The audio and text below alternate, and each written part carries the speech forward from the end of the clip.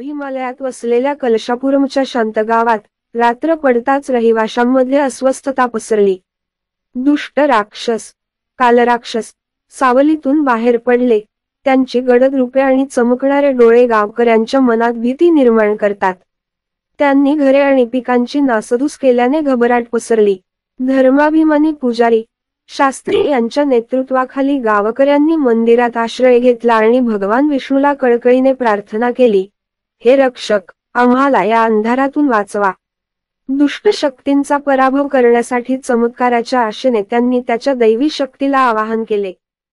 ग्रामस्थांनी प्रार्थना करताच भगवान विष्णूच्या आगमनाचे संकेत देत एका तेजस्वी प्रकाशाने मंदिर उजळले.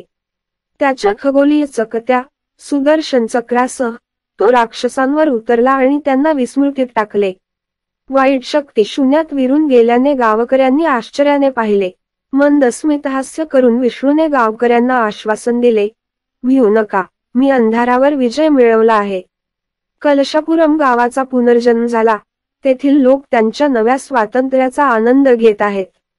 शास्त्रींनी घोषणा केली, विष्णूच्या कृपेने आमचे रक्षण झाले. गावकऱ्यांनी उत्सव साजरा केला. त्यांचे अंतःकरण कृतज्ञतेने भरले. त्यांचे आत्मे नूतनीकरण झाले.